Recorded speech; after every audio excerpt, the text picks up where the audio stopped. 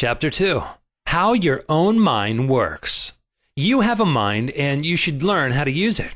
There are two levels of your mind, the conscious or rational level and the subconscious or irrational level. You think with your conscious mind, and whatever you habitually think sinks down into your subconscious mind, which creates according to the nature of your thoughts. Your subconscious mind is the seat of your emotions and is the creative mind. If you think good, good will follow. If you think evil, evil will follow. This is the way your mind works. The main point to remember is once the subconscious mind accepts an idea, it begins to execute it. It is an interesting and subtle truth that the law of the subconscious mind works for good and bad ideas alike. This law, when applied in a negative way, is the cause of failure, frustration, and unhappiness. However, when your habitual thinking is harmonious and constructive, you experience perfect health, success, and prosperity. Peace of mind and a healthy body are inevitable when you begin to think and feel in the right way. Whatever you claim mentally and feel as true, your subconscious mind will accept and bring forth into your experience. The only thing necessary for you to do is to get your subconscious mind to accept your idea, and the law of your own subconscious mind will bring forth the health, peace, or the position you desire. You give the command or decree, and your subconscious will faithfully reproduce the idea impressed upon it. The law of your mind is this.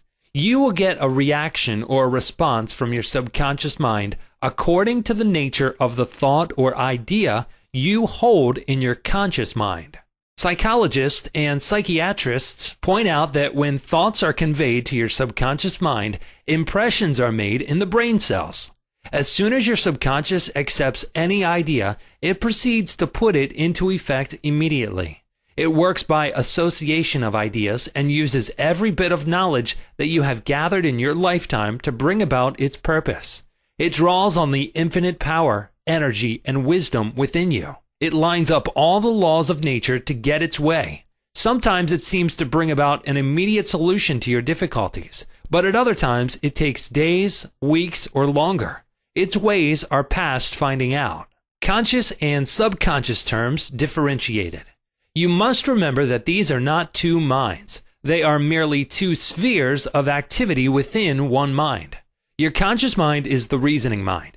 It is that phase of mind which chooses. For example, you choose your books, your home, and your partner in life. You make all your decisions with your conscious mind. On the other hand, without any conscious choice on your part, your heart is kept functioning automatically, and the process of digestion, circulation, and breathing are carried on by your subconscious mind through processes independent of your conscious control. Your subconscious mind accepts what is impressed upon it, or what you consciously believe. It does not reason things out like your conscious mind, and it does not argue with you controversially. Your subconscious mind is like the soil, which accepts any kind of seed, good or bad. Your thoughts are active and might be likened unto seeds. Negative, destructive thoughts continue to work negatively in your subconscious mind, and in due time will come forth into outer experience which corresponds with them. Remember, your subconscious mind does not engage in proving whether your thoughts are good or bad, true or false, but it responds according to the nature of your thoughts or suggestions. For example, if you consciously assume something is true, even though it may be false, your subconscious mind will accept it as true and proceed to bring about results, which must necessarily follow, because you consciously assumed it to be true. Experiments by psychologists. Innumerable experiments by psychologists and others on persons in the hypnotic state have shown that the subconscious mind is incapable of making selections and comparisons which are necessary for a reasoning process. They have shown repeatedly that your subconscious mind will accept any suggestions, however false. Having once accepted any suggestion, it responds according to the nature of the suggestion given. To illustrate the amenability of your subconscious mind to suggestion, if a practiced hypnotist suggests to one of his subjects that he is Napoleon Bonaparte, or even a cat or a dog, he will act out the part with imitable accuracy. His personality becomes changed for the time being. He believes himself to be whatever the operator tells him he is. A skilled hypnotist may suggest to one of his students in the hypnotic state that his back itches, to another that his nose is bleeding, to another that he is a marble statue, to another that he is freezing and the temperature is below zero. Each one will follow out the line of his particular suggestion, totally obvious to all his surroundings, which do not pertain to his idea. These simple illustrations portray clearly the difference between your conscious reasoning mind and your subconscious mind, which is impersonal, non-selective, and accepts as true whatever your conscious mind believes to be true. Hence, the importance of selecting thoughts, ideas, and premises which bless, heal, inspire, and fill your soul with joy. The terms objective and subjective mind clarified. Your conscious mind is sometimes referred to as your objective mind because it deals with outward objects. The objective mind takes cognizance of the objective world. Its media of observation are your 5 physical senses. Your objective mind is your guide and director in your contact with your environment. You gain knowledge through your 5 senses. Your objective mind learns through observation, experience, and education. As previously pointed out, the greatest function of the objective mind is that of reasoning. Suppose you are one of the thousands of tourists who come to Los Angeles annually. You would come to the conclusion that it is a beautiful city based upon your observation of the parks, pretty gardens, majestic buildings, and lovely homes. This is the working of your objective mind. Your subconscious mind is oftentimes referred to as your subjective mind. Your subjective mind takes cognizance of its environment by means independent of the 5 senses. Your subjective mind perceives by intuition. It is the seat of your emotion and the storehouse of memory. Your subjective mind performs its highest functions when your objective senses are in abeyance. In a word, it is that intelligence which makes itself manifest when the objective mind is suspended or in a sleepy, drowsy state. Your subjective mind sees without the use of the natural organs of vision. It has the capacity of clairvoyance and clairaudience. Your subjective mind can leave your body, travel to distant lands, and bring back information oftentimes of the most exact and truthful character. Through your subjective mind, you can read the thoughts of others, read the contents of sealed envelopes, and close safes.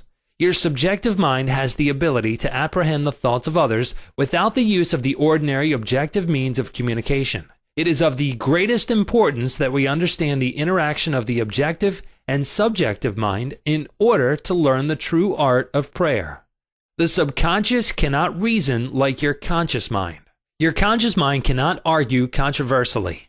Hence, if you give it wrong suggestions, it will accept them as true and will proceed to bring them to pass as conditions, experiences, and events. All things that have happened to you are based on thoughts impressed on your subconscious mind through belief. If you have conveyed erroneous concepts to your subconscious mind, the sure method of overcoming them is by the repetition of constructive, harmonious thoughts frequently repeated which your subconscious mind accepts, thus forming new and healthy habits of thought and life, for your subconscious mind is the seat of habit. The habitual thinking of your conscious mind establishes deep grooves in your subconscious mind. This is very favorable for you if your habitual thoughts are harmonious, peaceful, and constructive. If you have indulged in fear, worry, and other destructive forms of thinking, the remedy is to recognize the omnipotence of your subconscious mind and decree freedom, happiness, and perfect health. Your subconscious mind, being creative and one with your divine source, will proceed to create the freedom and happiness which you have earnestly decreed. The tremendous power of suggestion. You must realize by now that your conscious mind is the watchman at the gate, and its chief function is to protect your subconscious mind from false impressions. You are now aware of one of the basic laws of mind. Your subconscious mind is amendable to suggestion. As you know, your subconscious mind does not make comparisons or contrasts, neither does it reason and think things out for itself. This latter function belongs to your conscious mind. It simply reacts to the impressions given to it by your conscious mind. It does not show a preference for one course of action over another. The following is a classic example of the tremendous power of suggestion. Suppose you approach a timid-looking passenger on board ship and say to him something like this: "You look very ill. How pale you are. I feel certain you are going to be seasick. Let me help you to your cabin." This passenger turns pale. Your suggestion of seasickness associates itself with his own fears and forebodings. He accepts your aid down to the berth, and there your negative suggestion, which was accepted by him, is realized. Different reactions to the same suggestion. It is true that different people will react in different ways to the same suggestion because of their subconscious conditioning or belief. For example, if you go to a sailor on the ship and say to him sympathetically, "My dear fellow, you are looking very ill. Aren't you feeling sick? You look to me as if you were going to be seasick." According to his temperament, he either laughs at your joke or expresses a mild irritation. Your suggestion fell on deaf ears in this instance because your suggestion of seasickness was associated in his mind with his own immunity from it.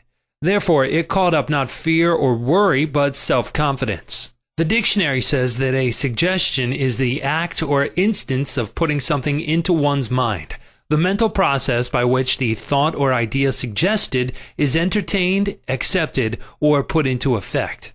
You must remember that a suggestion cannot impress something on the subconscious mind against the will of the conscious mind.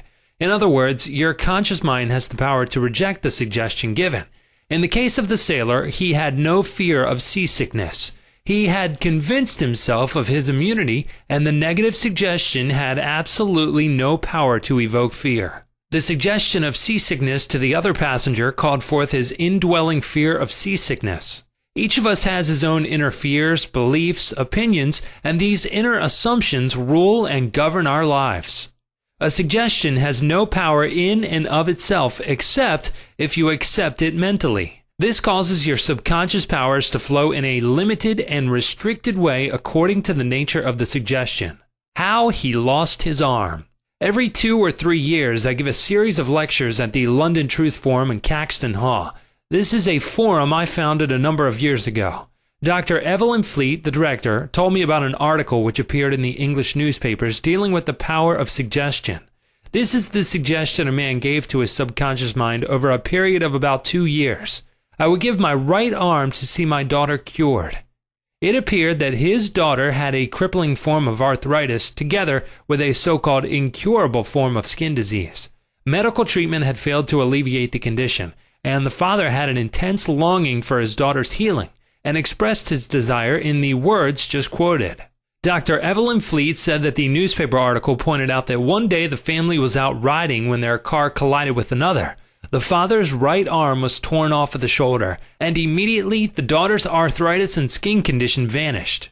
You must make certain to give your subconscious only suggestions which heal, bless, elevate, and inspire you in all your ways. Remember that your subconscious mind cannot take a joke. It takes you at your word. How autosuggestion banishes fear. Illustrations of autosuggestion. Autosuggestion means suggesting something definite and specific to oneself. Herbert Parkin, in his excellent manual of autosuggestion, records the following incident. It has its amusing side so that one remembers it. A New York visitor in Chicago looks at his watch, which is set an hour ahead of Chicago time, and tells a Chicago friend that it is 12 o'clock. The Chicago friend, not considering the difference in time between Chicago and New York, tells the New Yorker that he is hungry and that he must go to lunch. Autosuggestion may be used to banish various fears and other negative conditions. A young singer was invited to give an audition. She had been looking forward to the interview, but on 3 previous occasions she had failed miserably due to fear of failure. This young lady had a very good voice, but she had been saying to herself, when the time comes for me to sing, maybe they won't like me. I will try, but I'm full of fear and anxiety.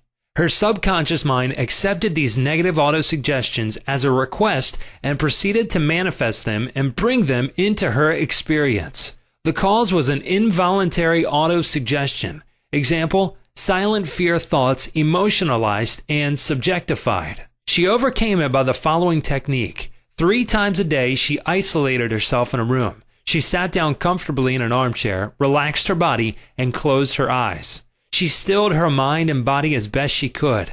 Physical inertia favors mental passivity and renders the mind more receptive to suggestion.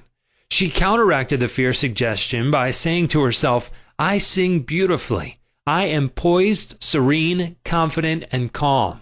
She repeated this statement slowly, quietly, and with feeling from 5 to 10 times at each sitting. She had 3 such sittings every day and 1 immediately prior to sleep. At the end of a week, she was completely poised and confident. When the invitation to audition came, she gave a remarkable, wonderful audition. How she restored her memory. A woman aged 75 was in the habit of saying to herself, "I am losing my memory." She reversed the procedure and practiced inducing auto-suggestion several times a day as follows. "My memory from today on is improving in every department. I shall always remember whatever I need to know at every moment of time and point of space. The impressions received will be clearer and more definite. I shall retain them automatically and with ease. Whatever I wish to recall will immediately present itself in the correct form in my mind.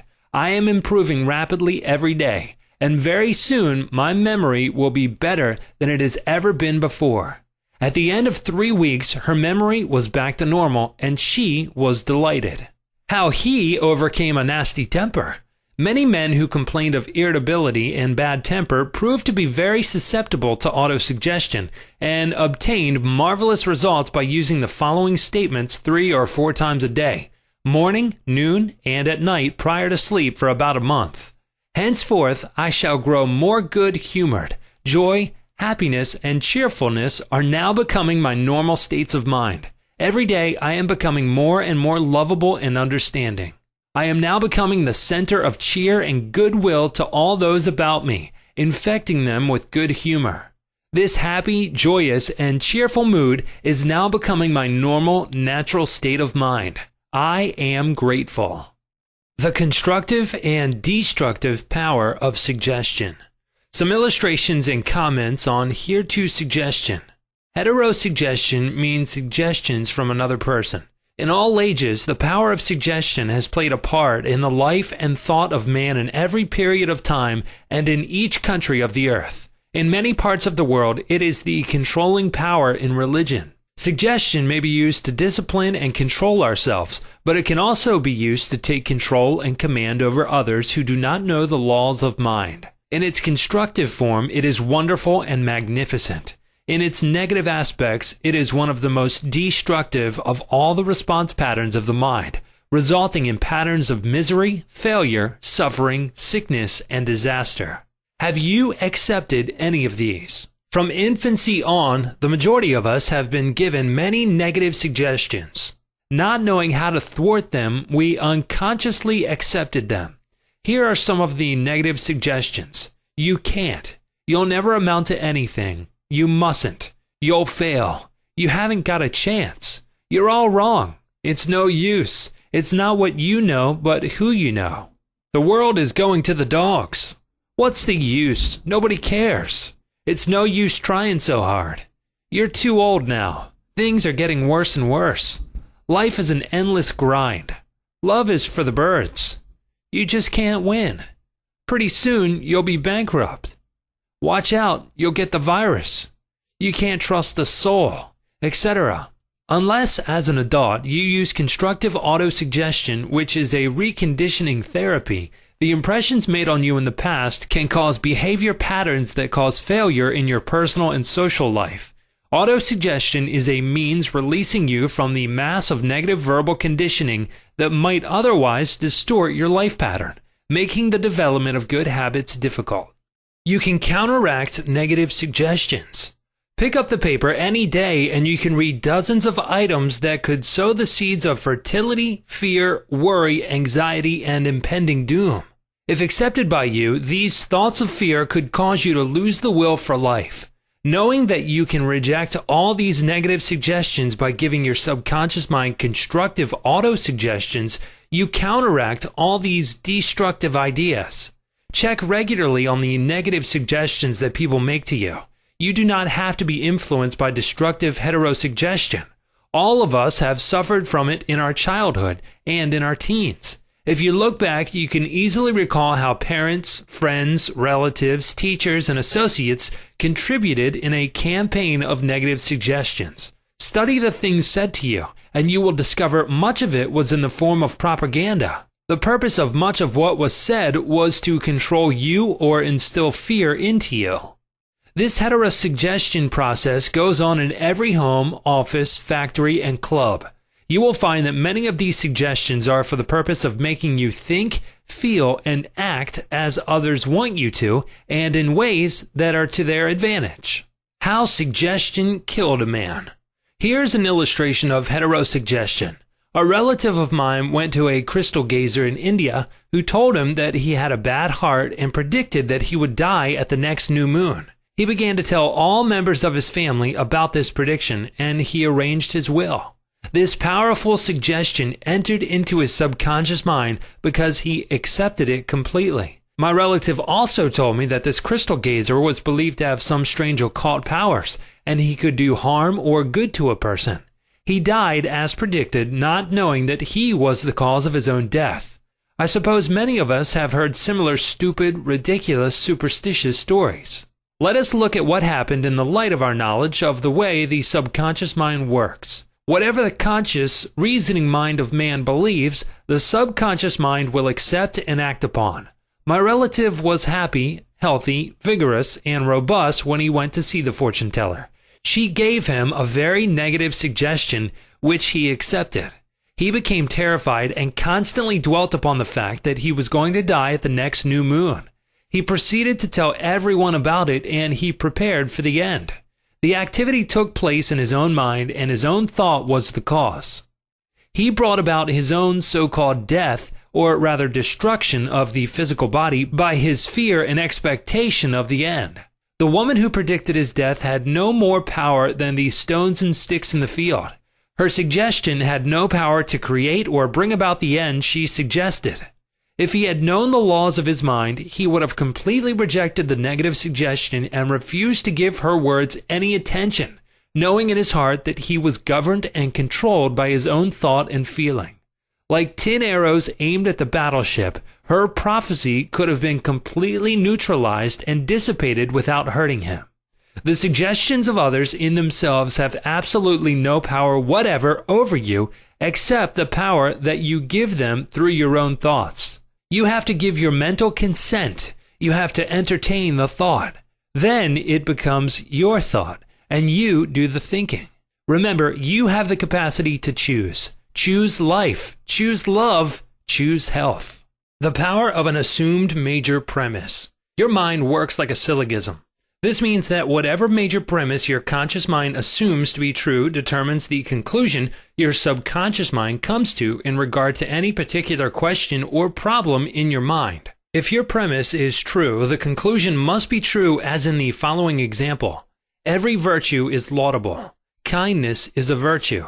Therefore, kindness is laudable. Another example is as follows. All formed things change and pass away. The pyramids of Egypt are formed things. Therefore, someday the pyramids will pass away. The first statement is referred to as the major premise, and the right conclusion must necessarily follow the right premise. A college professor who attended some of my Science of Mind lectures in May of 1962 at Town Hall, New York, said to me, "Everything in my life is topsy-turvy, and I have lost health, wealth, and friends. Everything I touch turns out wrong." I explained to him that he should establish a major premise in his thinking, that the infinite intelligence of his subconscious mind was guiding, directing, and prospering him spiritually, mentally, and materially. Then his subconscious mind would automatically direct him wisely in his investments, decisions, and also heal his body and restore his mind to peace and tranquility. This professor formulated an overall picture of the way he wanted his life to be, and this was his major premise. Infinite intelligence leads and guides me in all my ways. Perfect health is mine, and the law of harmony operates in my mind and body. Beauty, love, peace, and abundance are mine. The principle of right action and divine order govern my entire life. I know my major premise is based on the eternal truths of life, and I know, feel, and believe that my subconscious mind responds according to the nature of my conscious mind thinking. He wrote me as follows. I repeated the above statements slowly, quietly, and lovingly several times a day, knowing that they were sinking deep down into my subconscious mind and that results must follow. I am deeply grateful for the interview you gave me, and I would like to add that all my departments of my life are changing for the better. It works. The subconscious does not argue controversially. Your subconscious mind is all-wise and knows the answers to all questions. It does not argue with you or talk back to you. It does not say, "You must not impress me with that." For example, when you say, "I can't do this," "I am too old now," "I can't meet this obligation," "I was born on the wrong side of the tracks," "I don't know the right politician," you are impregnating your subconscious with these negative thoughts, and it responds accordingly. You are actually blocking your own good, thereby bringing lack, limitation, and frustration into your life. When you set up obstacles, impediments, and delays in your conscious mind, you are denying the wisdom and intelligence resident in your subconscious mind. You are actually saying, in effect, that your subconscious mind cannot solve your problem.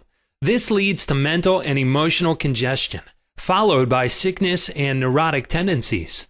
To realize your desire and overcome your frustration, affirm boldly several times a day, "The infinite intelligence which gave me this desire leads, guides, and reveals to me the perfect plan for the unfolding of my desire. I know the deeper wisdom of my subconscious is now responding, and what I feel and claim within is expressed in the without. There is a balance, equilibrium, and equanimity." If you say, "There is no way out, I am lost, there is no way out of this dilemma, I am stymied and blocked," you will get no answer or response from your subconscious mind. If you want the subconscious to work for you, give it the right request and attain its cooperation. It is always working for you. It is controlling your heartbeat this minute and also your breathing. It heals a cut on your finger, and its tendency is lifeward, forever seeking to take care of you and preserve you. Your subconscious has a mind of its own, but it accepts your patterns of thought and imagery. When you are seeking an answer to a problem, your subconscious will respond, but it expects you to come to a decision and to a true judgment in your conscious mind. You must acknowledge the answer is in your subconscious mind. However, if you say, "I don't think there is any way out, I am all mixed up and confused, why don't I get an answer?" you are neutralizing your prayer. Like the soldier marking time, you do not get anywhere. Still the wheels of your mind. Relax, let go, and quietly affirm, "My subconscious knows the answer. It is responding to me now. I give thanks because I know the infinite intelligence of my subconscious knows all things and is revealing the perfect answer to me now. My real conviction is now setting free the majesty and glory of my subconscious mind. I rejoice that it is so."